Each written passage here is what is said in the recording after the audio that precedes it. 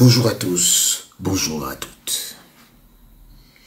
Je suis en deuil. Je suis tout de noir vêtu parce que je suis en deuil.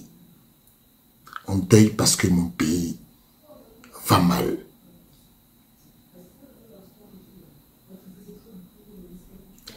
Mon pays va mal parce que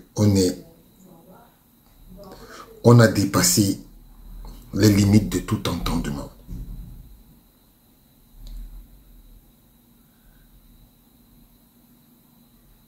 Quand est-ce que nous prendrons conscience que on ne peut pas venir dans un pays insulter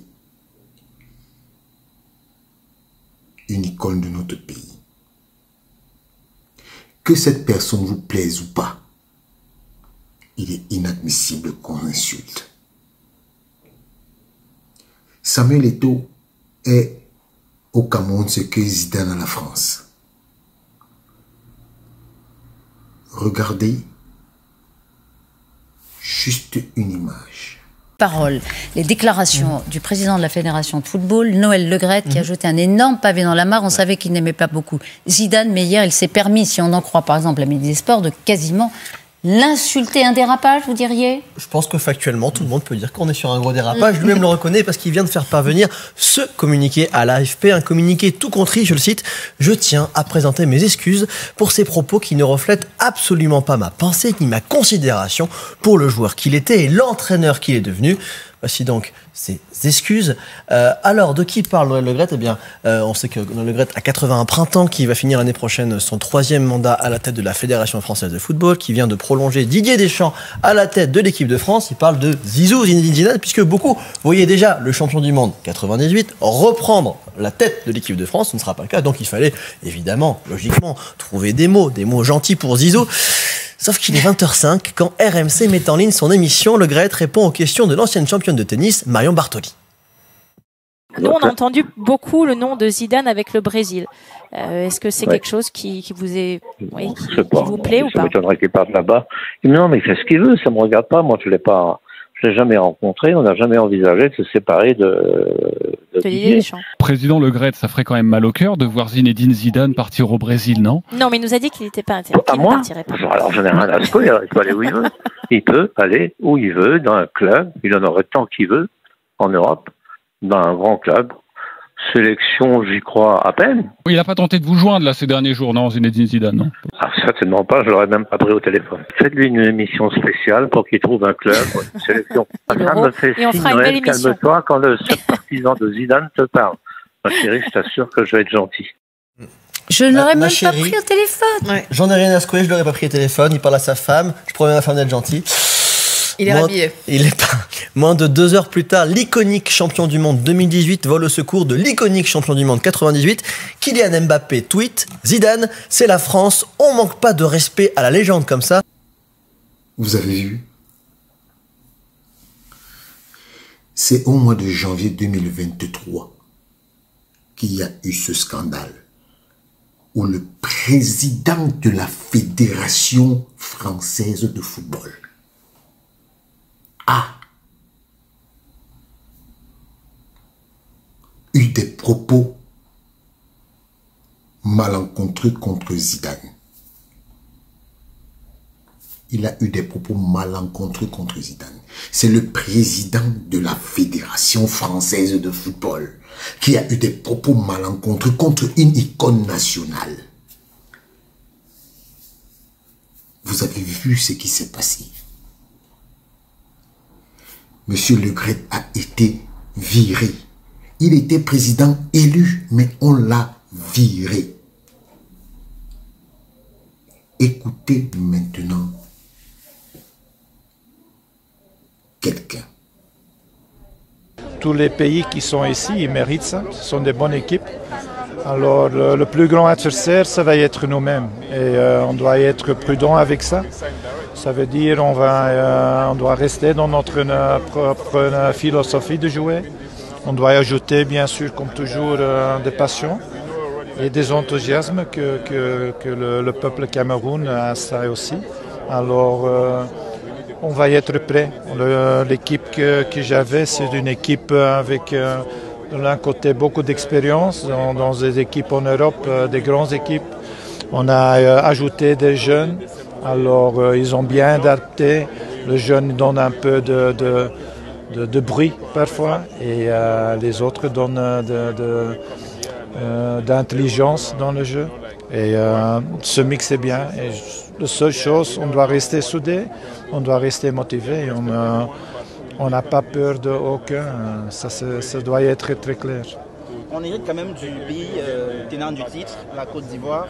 C'est quand même un challenge assez excitant comme challenge. Surtout, il y a une histoire contre deux pays. Alors, je suis au courant de ça. Mais on n'a pas peur, on n'a pas peur de rien, on n'a pas peur d'Eto, on n'a pas peur de Côte d'Ivoire non plus. Alors la seule chose, on doit la concentration est de nous-mêmes et de pas de l'adversaire. Alors bien sûr, ils ont gagné le dernier CAN, Côte d'Ivoire, mais on n'a pas peur. On est prêt à ce moment que le premier match va commencer. Ce sera quoi la priorité pour vous maintenant que vous connaissez vos adversaires et que la CAN est dans une dizaine de mois? C'est quoi la priorité pour vous désormais? La priorité maintenant de regarder à l'adversaire quels sont les points forts et surtout les points faibles. Mais allez, on va garder les stats. Les règles quand tu es dans le truc 2, tu peux jouer 2 matchs dans le même stade et le troisième match ailleurs. Alors on doit regarder c'est où et on va contrôler le stade et le terrain surtout. Mais le focus est être bien préparé, pas seulement mentalement, mais aussi on doit connaître l'adversaire, bien sûr. Ça, c'est notre boulot aussi. Il y a eu beaucoup de problèmes dans la phase qualificative et là, on a déjà les équipes. Est-ce que vous avez, on imagine que vous avez besoin, vous avez envie que les choses soient plus apaisées au moment de la compétition, n'est-ce pas, coach? Non, je ne pense pas, non. Je trouve que c'est un peu, non. Encore une fois, la concentration est chez nous. Alors, il n'y a pas de problème là-bas. Là-bas, on est concentré sur notre performance. Vous avez tout écouté. Regardez, j'ai mis toute l'interview pour qu'on ne dise pas qu'on a coupé un endroit. Ce monsieur manque de respect au président de la fédération qui est une école nationale. Et on est content de ça.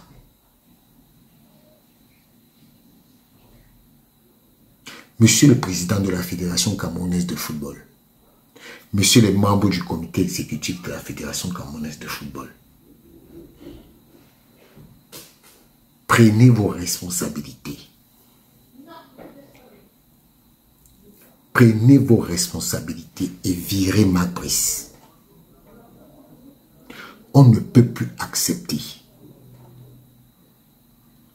Donc, vous attendez que Marc Brice, donc parce que Marc Brice a insulté Eto, ça ne vous concerne pas. Donc quand Marc Brice va insulter une autre personnalité de la République, vous allez bouger. Donc pour vous, Eto, c'est rien du tout dans la République. Donc vous attendez que Marc Brice insulte Paul Biya pour que ça vous ébranle. C'est ça.